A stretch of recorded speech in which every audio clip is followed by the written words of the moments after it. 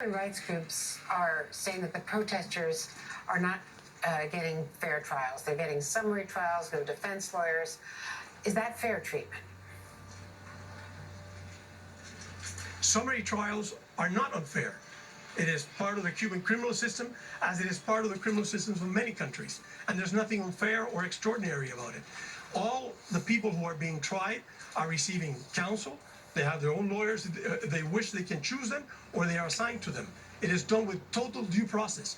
It is part of the many lies that are being disseminated in Cuba. In Cuba, nobody has disappeared, as have been people saying in your program.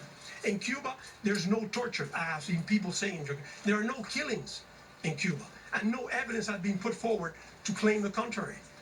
But these lies are being constantly said in the US media by politicians and by members of the government, including senior officials of the government. As I said, it is a political operation against Cuba that is totally based on misinformation and trying to extend something that occurred almost 2 weeks ago and not allow it to die.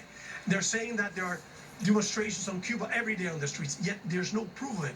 And there's news organizations present in Cuba today that have access, that can go anywhere in Cuba, and you can see no evidence of that occurring. And yet it is not reported. Nobody is reporting the misinformation that is being carried out against Cuba. Well, are there any contacts between your government and American officials? We know that embassies in both locations were downgraded as a result, actually, of the Havana syndrome initially, and then as a result of sanctions. So what is the diplomatic communication that used to be fairly frequent 5 years ago, 6 years ago, between the two countries to try to sort through these conflicting claims? Well, as you said, there are official channels of communication. There's embassies.